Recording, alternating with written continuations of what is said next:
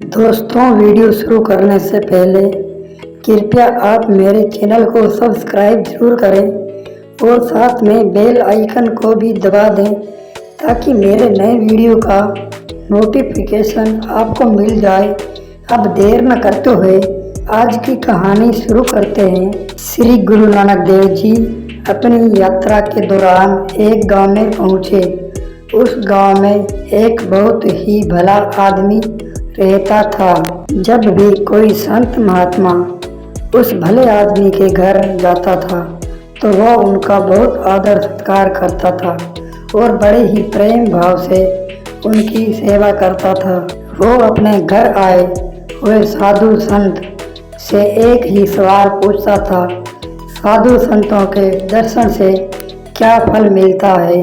गुरु नानक जी उसकी यह इच्छा पूरी करने के लिए उसके घर जा पहुँचे। वो आदमी गुरु जी को अपने घर आया देखकर बहुत खुश हुआ। उसने गुरु जी को बहुत ही आदर सम्मान के साथ बिठाया और बड़े ही प्यार से उनकी सेवा की। भोजन के पश्चात उसने गुरु नानक देव जी से वही सवाल किया जो वो सभी संतों से करता था कि साधु संतों के दर्शन करने से क्या फल मिलता है? उसने गुरु जी से हाथ जोड़कर कहा है, मैंने यह सवाल मेरे घर आए सभी साधु संतों से किया है, लेकिन मुझे अभी तक इसका कोई ऐसा जवाब नहीं मिला जिससे मेरी संतुष्टि हो सके। आप एक संपूर्ण गुरु हैं, कृपया मेरे इस सवाल का जवाब दें ताकि मेरी पूर्ण रूप से संतुष्टि हो सके। गुरु नानक देव जी ने उसको कहा कि कल तुम एक वीरान जगह में जाना है जहाँ तुम्हें एक बहुत ही सुंदर नज़ारा देखने को मिलेगा। वहाँ पर तुम एक पेड़ के नीचे वाहेगुरु का नाम लेकर बैठ जाना। तुम्हें तुम्हारे प्रश्न का उत्तर मिल जाएगा और तुम्हारी संतुष्टि भी हो जाएगी। वो भला आदमी गुरु जी की बात मानकर अगले दिन एक वीरान जगह पर चला गया। वहां जाकर वो गुरु जी की बताई हुई जगह पर वाहेगुरु का नाम लेकर बैठ गया। उस पेड़ के ऊपर दो कौवे बैठे थे। जैसे ही उनको नजर उस भले आदमी पर पड़ी वो एकदम बगुले के रूप में परिवर्तित हो गए। थोड़ी देर बैठने के बाद वो आदमी यह हैरान करने वाले दृश्य के बारे में सोचता हुआ घर वापस आ गया। घर आकर उसने गुरु नानक देव जी से कहा कि गुरु जी, आपके कहने पर मैं उसी जगह गया था जहां आपने कहा था, लेकिन मुझे न तो वहाँ कोई मिला और न ही मुझे मेरे प्रश्न का उत्तर मिला। गुरु नानक देव जी ने कहा, कोई बात नहीं, कल तुम फिर वहाँ जाना, तुम्हें तुम्हारे प्रश्न का उत्तर मिल जाएगा। अगले दिन वो भला आदमी गुरु जी की बात मानकर उसी जगह दोबारा चला गया।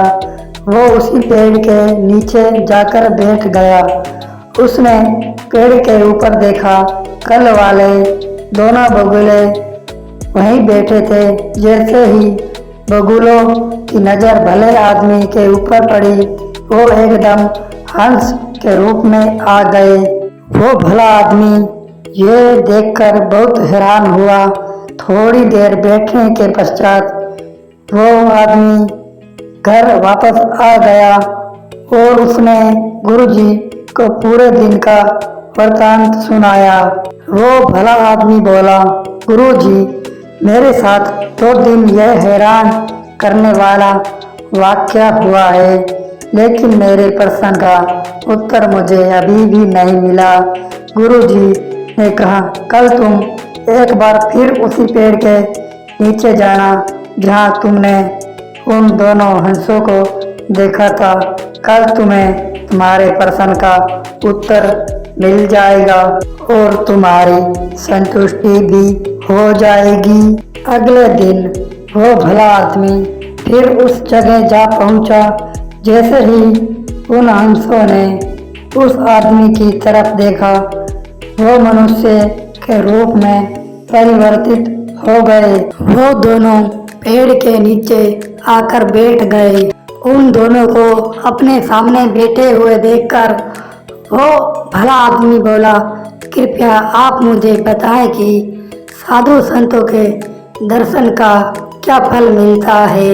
वो दोनों एक दूसरे की तरफ देखकर मुस्कुराए और बोले, क्या अभी तो तक आपको तसल्ली नहीं हुई है?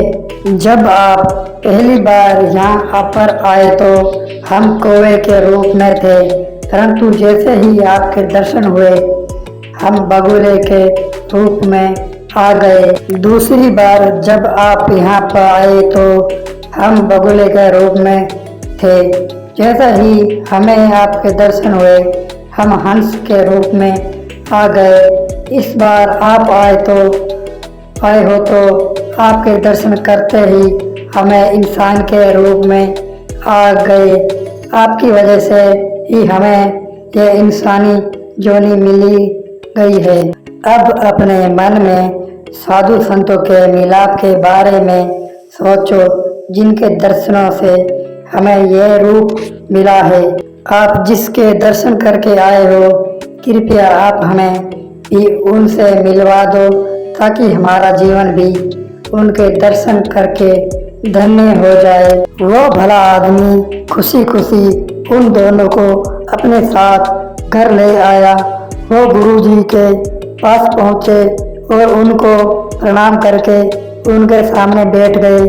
गुरु नानक देव जी ने उस भले आदमी से पूछा, क्या अब तुम्हारी संतुष्टि हो गई है? वो भला आदमी बोला, मुझे अपने प्रश्न का उत्तर मिल गया है कि साधु संतों के दर्शन का क्या फल मिलता है। आपके दर्शनों के बाद अब मेरे अंदर कोई भी ऐसा प्रश्न नहीं रहा। गुरु नानक देव जी ने उससे कहा, साधु संतों की सेवा करके तुम्हारे जीवन मरण की सभी चक्कर समाप्त हो गए हैं।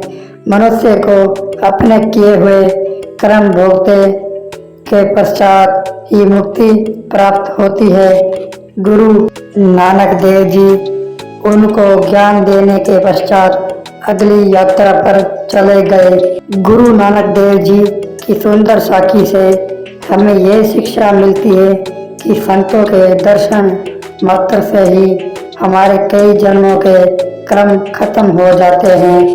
अगर हम संतों की कही हुई बातें पर चलते हैं तो हमारा जन्म मरण का चक्कर ही खत्म हो जाता है। इसलिए हमारा भी फर्ज बनता है कि संतों की कही हुई बातों पर अमल करें और अपनी जिम्मेदारियों के साथ साथ भजन सिमरन करें और इस नश्वर दुनिया से मुक्ति प्राप्त करें।